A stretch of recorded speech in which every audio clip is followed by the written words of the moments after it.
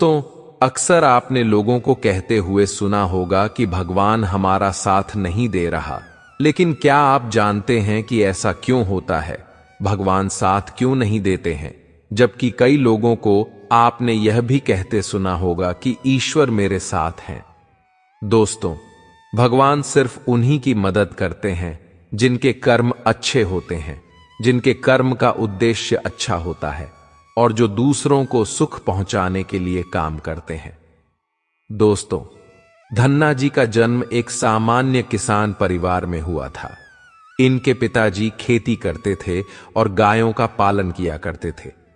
एक दिन धन्ना जी के परिवार के कुलगुरु, जिनका नाम था पंडित त्रिलोचन, वे तीर्थ यात्रा करके लौटे थे और कुछ दिनों के लिए धन्ना जी के घर पर रुक गए।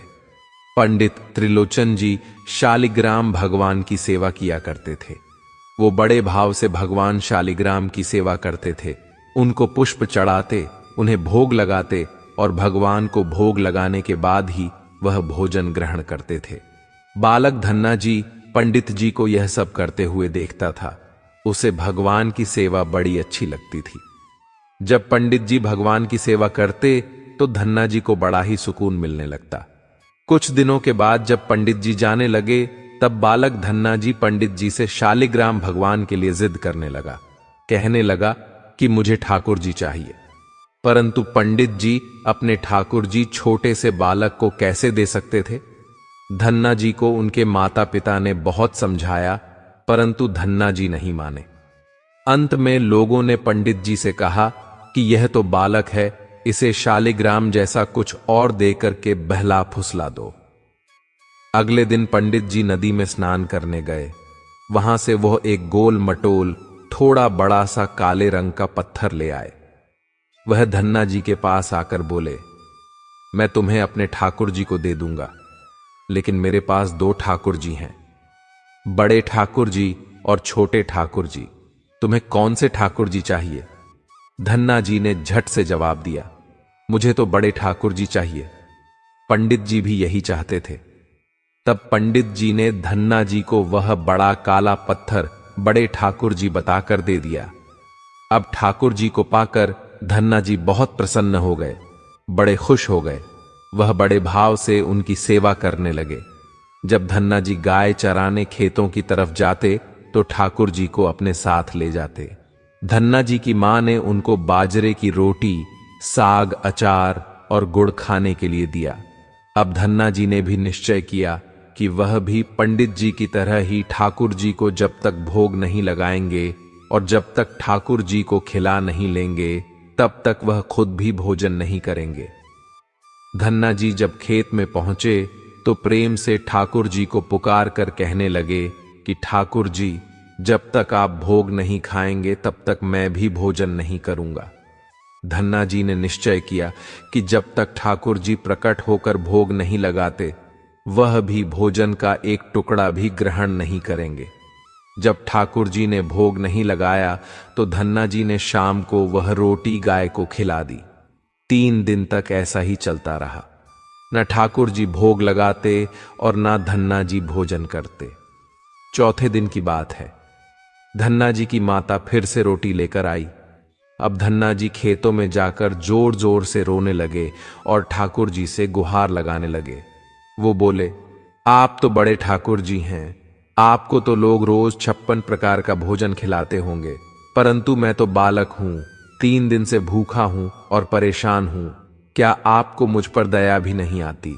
मुझ पर दया करके ही थोड़ा सा भोग लगा लो, जिससे मैं भी कुछ खा सकूं, क्योंकि पंडित जी ने कहा था कि आपको खिलाए बिना मैं कुछ नहीं खा सकता।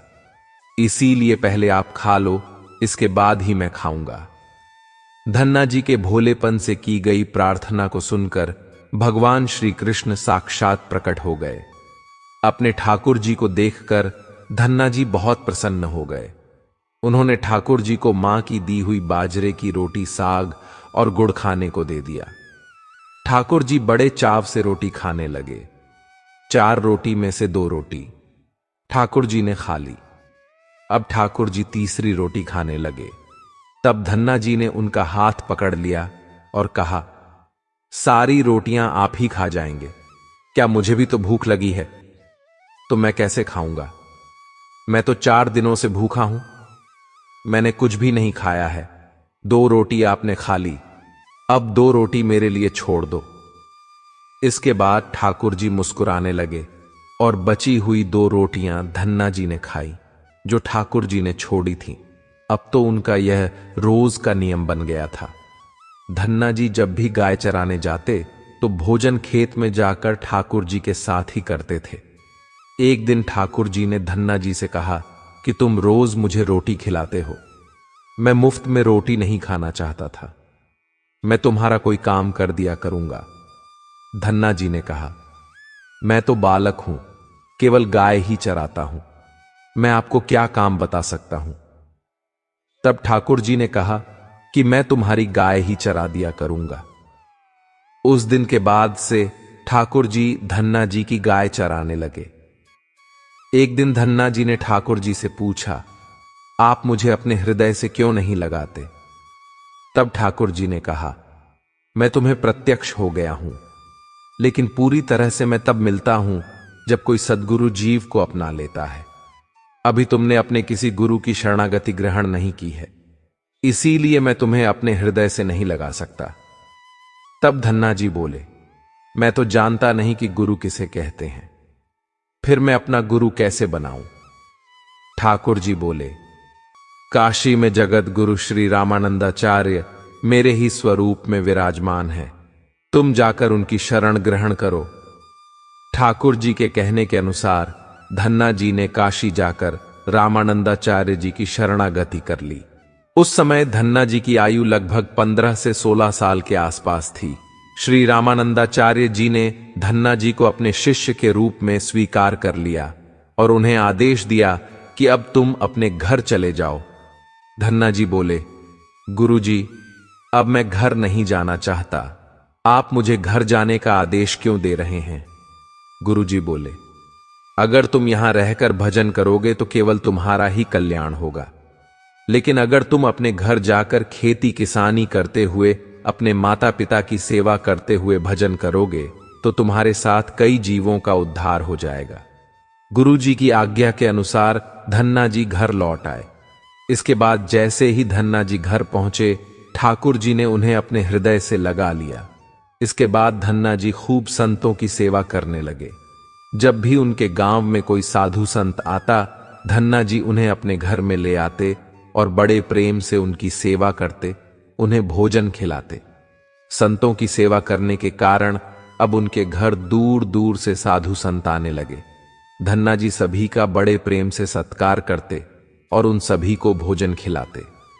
एक दिन की बात है, धन्ना जी के पिता ने धन्ना जी से कहा कि देखो भाई, हम लोग गृहस्थ हैं, यदि महीने में 1 आध बार कोई साधु आ जाए तो हम उसकी सेवा भी कर दें और उन्हें भोजन भी करवा दें, लेकिन तुम्हारी इन साधुओं से ऐसी दोस्ती हो गई है कि हर दूसरे दिन कोई ना कोई साधु चला आता है और अपने साथ 1-2 और को भी ले आता है। यह ठीक नहीं है। हम अपनी खेतीबाड़ी का काम करें या इन साधुओं की सेवा करें। तुम तो अभी बालक हो, कुछ कमाते नहीं हो, तुम्हारा पालन पोषण भी हम ही करते हैं और ऊपर से तुम साधुओं को बुलाते हो। इस प्रकार इन निठल्ले साधुओं की सेवा करना ठीक नहीं है। इसलिए एक बात कान खोलकर सुन लो, आज के बाद यदि तुम किसी भी साधु को लेकर घर आए तो मैं तुम्हें घर में नहीं घुसने दूंगा। तुम्हें साधु की सेवा करनी है तो पहले कुछ कमाई करो, फिर अपनी कमाई से साधु की सेवा करना। पिताजी की बात सुनकर धन्ना जी उदास हो गए और चुपचाप खड़े हो गए। तब पिताजी ने धन्ना जी को डांटते हुए कहा, आज के बाद किसी साधु को घर में लेकर के मत आना और जाओ खेतों में गेहूं बोकर आओ। खेत तैयार है, बोरी में गेहूं का बीज रखा है, इसे बैलगाड़ी में ला दो, ले जाओ और खेत में बो दो। धन्ना जी ने बैलगाड़ी में गेहूं रखे और खेत में बोने के लिए चल दिए। धन्ना जी थोड़ी ही दूर चले थे कि उन्हें मार्ग में कुछ साधुओं की टोली आती दिखाई दी। धन्ना जी ने बैलगाड़ी से उतरकर उन साधुओं को साष्टांग प्रणाम किया। संतों ने धन्ना जी को आशीर्वाद दिया और पूछ बेटा, इस गांव में धन्ना जी का कौन सा घर है?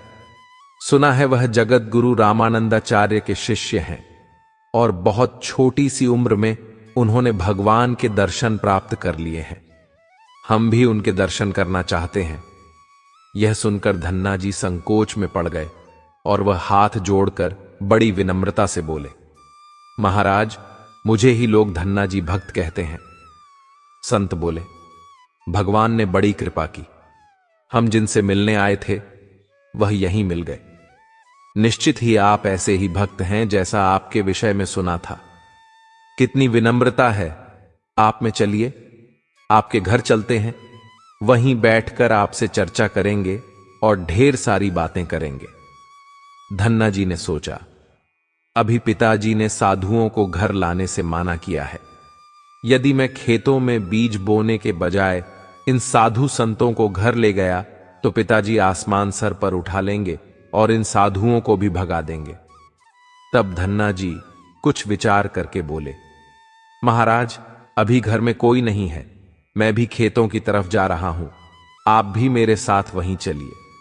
संत बोले, ठीक है, हमें तो आपसे मिलना था और आप जहां भी ले चले हम वहीं चलेंगे। फिर धन्ना जी उन सभी को खेत पर लेकर चले गए। खेत में एक पेड़ के नीचे बने हुए चबूतरे पर साधुओं को बैठाकर बोले, महाराज, आप यहीं पर कुछ देर तक विश्राम कीजिए। तब तक मैं आपके लिए भोजन पानी की व्यवस्था करता हूं। इतना कहकर धन्ना जी वहां से बैलगाड़ी लेकर के चले गए। बैलगाड़ी लेकर धन्ना जी सीधे बनिए की दुकान पर पहुंचे। वहां पर उन्होंने बैलगाड़ी में जो भी बीज गेहूं खेत में बोने के लिए रखे थे उसे बनिए को बेच दिया और उसी से दाल चावल और जो भी खाना बनाने वाला सामान था सब खरीद लिया। सामान लेकर धन्ना जी खेत पहुंचे। वहां पर संतों के साथ मिलकर बहुत बढ़िया दाल चावल और प्रसाद बनाया। भगवान को भोग लगाने के बाद बड़े प्रेम से संत और धन्ना जी ने बैठकर भोजन किया। इसी बीच भगवान की चर्चा भी होती रही। संतों को भोजन करवाने के बाद बड़े प्रेम से धन्ना जी ने उनको विदा कर दिया। संतों के जाने के बाद धन्ना जी सोचने लगे कि बीज वाले गेहूं को तो बेचकर मैंने संतों को भोजन करा दिया। अब खेत में क्या बोया जाए? अगर पिताजी बीज मांगेंगे तो मैं कहां से बीज लाकर दूंगा? और यदि खेत में कुछ पैदा नहीं हुआ तो मैं पिताजी को क्या जवाब दूंगा? यही सोचकर धन्ना जी ने बोरी में रेत भरी और आसपास के लोगों को दिखाने के लिए रेत को खेत में बोने लगे। सुबह से शाम तक सारी बोरियां जो रेत की बनाई थीं, धन्ना जी ने वो रेत खेतों में छिड़क दी। आसपास के किसान देख रहे थे कि धन्ना जी खेतों में गेहूं बो रहे हैं, वो तो खेतों में रेत बो रहे थे। खेत बोने के बाद धन्ना जी बड़े प्रसन्न मन से घर की ओर चल दिए। वो सोचने लगे, खेत में तो कुछ उगना नहीं है तो देखभाल भी नहीं करनी पड़ेगी। धन्ना जी जब घर पहुंचे तो पिताजी ने पूछा कि खेत बो आए? धन्ना जी बोले कि पिताजी, मैं खेत बो आया हूं। कुछ दिन बीते। धन्ना जी के पिताजी और गांव के कुछ बड़े बूढ़े लोग धन्ना जी के पास आए और बोले कि तुमने कैसा खेत बोया है? ऐसी फसल तो हमने अपने जीवन में आज तक नहीं देखी। ऐसा लगता है जैसे गेहूं का एक एक दाना नाप नाप कर समान दूरी पर बोया गया है और सारे ही दाने उगाए हैं। इतनी सुंदर फसल तो हमने आज तक नहीं देखी। ये सब तुमने कैसे किया? धन्ना जी सोचने लगे कि सब उनको ताने मार रहे हैं, खेत में कुछ उगा नहीं होगा, इसीलिए ऐसी बातें कर रहे हैं। तब धन्ना जी ने आश्चर्यचकित होकर स्वयं खेत पर जाकर देखा तो बड़े ही आश्चर्यचकित हो गए। उन्होंने देखा कि जिस खेत में उन्होंने रेत बोई थी वहां पर फसल उगाई है और एक सुंदर फसल उन्होंने भी कभी नहीं देखी थी। फसल को देखकर धन्ना जी को भगवान की कृपा का एहसास हुआ और उनकी आंखों से आंसू निकाल आए। धन्ना जी जोर जोर से रोने लगे। जब धन्ना जी के पिता और अन्य गांव वालों ने रोने का कारण पूछा तब धन्ना जी ने रोते हुए सारी घटना कह सुनाई। धन्ना जी बोले, पिताजी, जब आपने संतों को घर लाने के लिए मना किया था और खेत बोने के लिए गेहूं दिया था, उसी दिन मुझे मार्ग में कुछ संत मिले थे। मैं उन संतों को अपने घर नहीं लाया और खेत पर ही ठहरा कर। जो गेहूं मैंने बीज बोने के लिए थे, वह सब बनिए की दुकान पर बेचकर संतों को भोजन करवा दिया। इसके बाद मैंने लोगों को दिखाने के लिए खेत में रेत को बो दिया। फिर यह फसल कैसे हो गई, यह मुझे नहीं मालूम। धन्ना जी की बात सुनकर उनके पिताजी की आंखों में आंसू आ गए और वह बोले, मेरा धन्य भाग्य जो मेरे घर में ऐसे पुत्र ने जन्म लिया। आज के बाद हम तुम्हें रोकेंगे नहीं। खूब साधु को बुलाओ, संतों की सेवा करो, हम तुम्हें अब कभी मना नहीं करेंगे। आज से मैं भी भगवान की भक्ति किया करूंगा और तुम्हारे साथ संतों की सेवा करूंगा। इसके बाद धन्ना जी और उनके परिवार वाले खूब संतों की सेवा करने लगे। कुछ समय बाद धन्ना जी की उगाई हुई फसल को काटने का समय आ गया। उस समय उतने ही आकार की खेती से 50 गुना ज्यादा गेहूं निकला। यह गेहूं इतना ज्यादा था कि उसे रखने तक की जगह नहीं बची थी। गांव के सभी लोग धन्ना जी की फसल देखकर आश्चर्यचकित हो गए। अब मनु और उनका परिवार अपनी क्षमता के अनुसार खूब संत की सेवा और भगवान की भक्ति करने लगे। उनके घर हमेशा साधु संतों की भीड़ लगी रहती थी। अब धन्ना जी जब भी खेतों में फसल बोते, हर बार ऐसे ही फसल होने लगी। अब धन्ना जी अपने गांव के बड़े किसान बन गए। गांव के सभी लोग धन्ना जी को चमत्कारी संत मानने लगे और उनके खेतों की मिट्टी को भी चमत्कारी मानने लगे। अब जिन लोगों के खेतों में पर्याप्त फसल नहीं होती, तो वह लोग धन्ना जी के खेतों की मिट्टी ले जाकर अपने खेतों में छिड़क लेते, जिससे उनकी फसल भी अच्छी होने लगी। चारों तरफ धन्ना जी की जय जयकार होने लगी। एक बार भगवान ने धन्ना जी की परीक्षा लेनी चाहिए। धन्ना जी के गांव में अकाल पड़ गया। धन्ना जी बड़े किसान थे, उनके पास बहुत खेती थी और अन्न के भंडार भरे थे। अकाल के कारण उनके गांव और आसपास के क्षेत्र के ब्राह्मण, संत, गरीब और जरूरतमंद लोग धन्ना जी के पास मदद की उम्मीद से आने लगे। मनु भी उन्हें दोनों हाथों से भंडार लुटाने लगे। कभी कोई जरूरतमंद उनके घर से खाली हाथ नहीं लौटता। धीरे धीरे धन्ना जी का अन्न भंडार समाप्त होने लगा, परंतु धन्ना जी ने निश्चय किया कि जब तक उनका सामर्थ्य है, वह किसी भी जरूरतमंद को मना नहीं करेंगे और सब कुछ बेचकर लोगों की मदद करेंगे। धन्ना जी की संत सेवा से प्रसन्न एक दिन उनके पास संत के भेष में स्वयं ठाकुर जी आ गए। उन्होंने धन्ना जी को तुम्बा कमंडल बना करके दिया और कुछ लौकी के बीज दिए और कहा कि धन्ना जी इन बीजों को अपने खेत में बो दो और जब इनकी फसल पक जाए तो उनसे जो भी प्राप्त हो उसे लोगों की सेवा में खर्च कर देना। धन्ना जी ने ऐसा ही किया। संत की आज्ञा से उन्होंने तुम्बा के बीज खेतों में बो दिए। गांव के लोग कहने लगे, लगता है धन्ना जी पागल हो गए हैं, ऐसे भीषण अकाल में फसल बो रहे हैं और वह भी तुम्बा की। यह तो केवल कमंडल बनाने के काम में आता है। ऐसी फसल यदि उग भी गई, पैदा भी हो गई, तो उसका क्या फायदा होगा। कुछ दिन बाद तुम्बा की फसल उगाई। सभी लोग आश्चर्य करने लगे कि ऐसे भीषण अकाल में बिना पानी के कोई फसल कैसे उग सकती है। कुछ ही दिनों में धन्ना जी का खेत हरा भरा हो गया। इसी बीच धन्ना जी जरूरतमंदों की सेवा करते रहे। धन्ना जी ने अपना सारा अन्न भंडार सेवादान में लगा दिया। उनके घर में जो भी फसल के बीज रखे थे, वह भी सब उन्होंने संतों को भोजन के लिए दान कर दिया। अब उनके पास अपने परिवार के गुजारे के लायक भी अन्न नहीं बचा था। गांव के लोग कहने लगे, बड़ा मूर्ख है जो सारा अन्न लुटा दिया, अपने परिवार के लिए कुछ भी नहीं रखा और इसने फसल में बोया भी तो तुम्बा, जिसे कोई खा भी नहीं सकता। धन्ना जी को लोगों की बातों से कोई फर्क नहीं पड़ा। वह तो भगवान का नाम लेते रहते और लोगों की मदद करते रहते थे। एक दिन ऐसा आया जब धन्ना जी के खेतों में लगी फसल पक गई। उनके खेत में बड़े बड़े तुम्बा के फल दिखे रहे थे। धन्ना जी ने सोचा, अब दान करने को तो कुछ है नहीं, अब इन तुम्बा से कमंडल बनाकर संतों को दिया करेंगे। धन्ना जी खेतों में लगे सभी तुम्बाके के फलों को तोड़कर घर ले आए। घर आकर जैसे ही उन्होंने एक तुम्बा को कमंडल बनाने के लिए काटा, उन्होंने देखा कि तुम्बा हीरे मोती जवाहरात और कीमती रत्नों से भरा हुआ था। तुम्बा को कीमती रत्नों से भरा हुआ देखकर वह आश्चर्यचकित रह गए। उनके पास तो तुम्बा की पूरी फसल थी। उन्होंने देखा सभी तुम्बा फलों में ऐसे ही कीमती रत्न भरे हुए थे। अब उनके पास इतने कीमती रत्न और जवाहरात हो गए जितने किसी राजा के पास भी शायद ना हो। इस चमत्कार को देखने के बाद धन्ना जी को उस संत की याद आई जिन्होंने तुम्बा के बीज दिए थे। उसे संत ने कहा था कि इस फसल से जो भी प्राप्त हो उसे लोगों की सेवा में लगा देना। अब धन्ना जी उस धन से लोगों की सेवा करने लगे। फिर वह दोनों हाथों से लोगों की मदद करने लगे।